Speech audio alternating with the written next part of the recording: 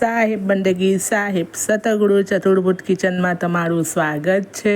આજે આપણે બનાવીશું મોહનથાળ। એના માટે મેં અહીંયા 2 વાટકી જેટલો ચણાનો લોટ લીધો છે। વજન પ્રમાણે જોઈએ તો તે 250 ગ્રામ છે। એને હવે આપણે ચાળી લઈશું।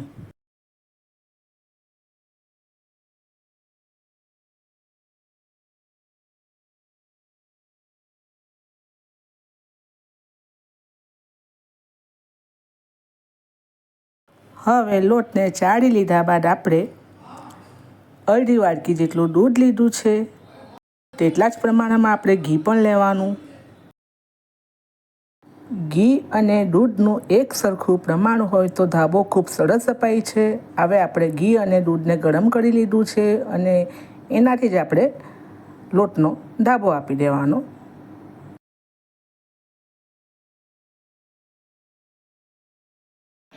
દૂધ અને ઘી ગરમ છે એટલે આપણે ચમચીની મદદથી આપણે બરાબર મિક્સ કરી લઈશું। ત્યારબાદ આપણે એમાં હાથ વડે લોટને બરાબર એક સરખો મસળી લેવાનો કે મોણ આપી દેવાનો। તો આપણો મુઠ્ઠી વડે એટલું મોણ આપી દીધો છે ઘી અને દૂધથી। હવે લોટને બરાબર આપણે એક સરખો મિક્સ કરી લેવાનો, ધાબો આપી દેવાનો। ધાબો આપીને આપણે એક સાઈડ એને અડધો કલાક માટે રેસ્ટ આપવાનો। ત્યારબાદ આપણે અહીંયા 1.5 વાટકી જેટલી મેં ખાંડ લીધી છે। 1.5 વાટકી ખાંડ છે તો અહીંયા મેં 1.25 વાટકી જેટલું પાણી લીધું છે। ખાંડ ડૂબે એટલું પાણી લીધું છે। હવે આપણે એને ચાસણી બનાવી લેવાની।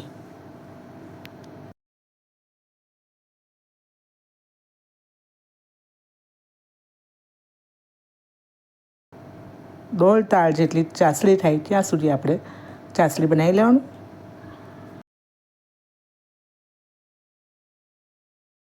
તો આપણી ચાસણી સરસ મજાની ઉકળી રહી છે। ડીશમાં આપણે આ રીતે ડોટ લઈને ચેક કરવાનું તો બી સરસ મજાનો તાળ નીકળે છે એટલે આપણી ચાસણી બનીને તૈયાર છે।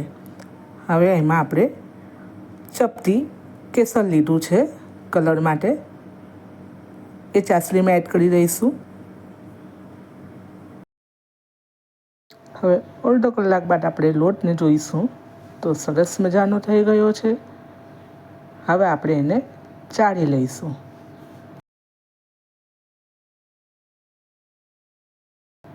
એક સરખો આપણે કરી એને ચાળી લેવાનું।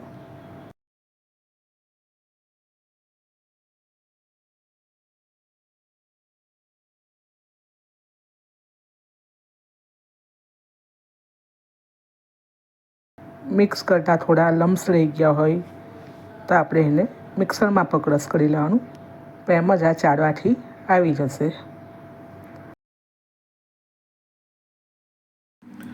આપણે હવે લોટને ચાળી લઈશું તો આપણો લોટ મોહનથાળ માટે પરફેક્ટ છે। તો તમે જોઈ શકો છો કે આપણો લોટ સરસ મજાનો જાડો ગગડો એવો લોટ બનીને તૈયાર છે। હવે અહીંયા મેં ઘી લીધું છે એક પેનમાં। ઘી ગરમ કરી લોટને આપણે શેકી લઈશું।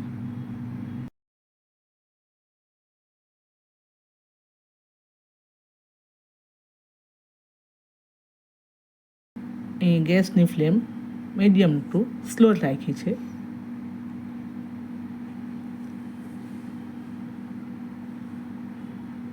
ધીમે ધીમે આપણે હલાવતું રહેવાનું। જો તમે ચેનલ પર નવા હોય તો ચેનલને સબસ્ક્રાઈબ કરી લેજો, જેના થકી તમને સૌથી પહેલાં વિડીયો મળે। આપણો લોટ શેકાઈ રહ્યો છે। અહીં લોટમાં મને ઘી ઓછું લાગે છે એટલે થોડું પાછું ઘી આપણે એડ કરીશું। તો આપણા ધીમા ગેસે સરસ મજાનો આપણો મોહનથાળ શેકાઈ રહ્યો છે અને કલર પણ સરસ મજાનો ચેન્જ થઈ ગયો છે। અહીં મેં 1.25 વાટકી જેટલું ઘી પાછું એડ કર્યું છે અને લોટ સરસ મજાનો શેકાવા લાગ્યો છે। ને સુગંધ પણ આવવા લાગી છે.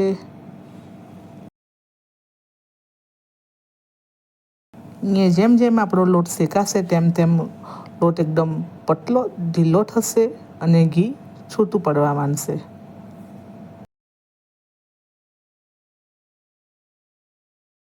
તો તમે જોઈ શકો છો કે લોટ આપણો ઘી છૂટું પડવા લાગ્યું છે, હલકો થવા લાગ્યો છે લોટ.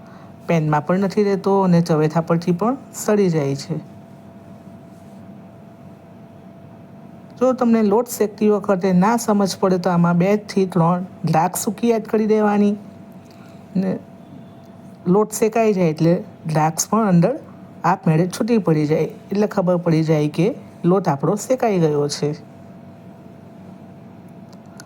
લોટ શેકાયા બાદ મેં 1 વાડકી જેટલી મલાઈ એડ કરી છે કે મલાઈથી આપણો મોહનથાળ ખૂબ સરસ શાઇનિંગ અને ખૂબ સરસ સ્વાદ લાગે છે, જાલીદાર બને છે. તો આપણો મોહનથાળ શેકાઈ ગયો છે. ત્યારબાદ મેં અહીંયા એલચી પાવડર લીધો હતો તે એડ કર્યો છે.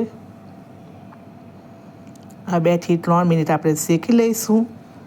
મલાઈ એડ કર્યા બાદ ત્યારબાદ સાઈડ પર મૂકી દઈશું અને હવે જે ચાસણી બનાવેલી હતી તે એડ કરી દઈશું. હવે ચાસણી એડ કર્યા બાદ આપણે બરાબર મિક્સ કરી લેવાનું.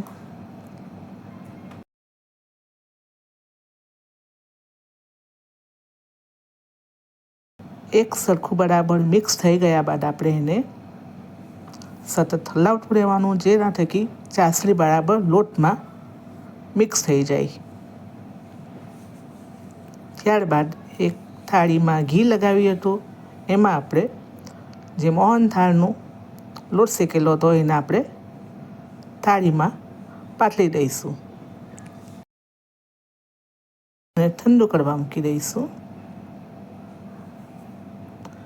ઠંડુ કર્યા બાદ મેં ઉપરથી પિસ્તાની કતરણ એડ કરી છે અને આપણે કટ કરી લઈશું.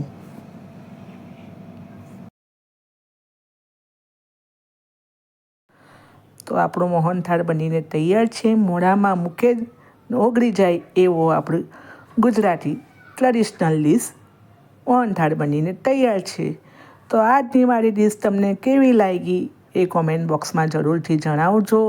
જો તમને આજનો મારો વિડીયો ગમ્યો હોય તો શેર કરજો, લાઈક કરજો અને સબસ્ક્રાઈબ કરવાનું ભૂલશો નહીં. સાહેબ બનગી સાહેબ.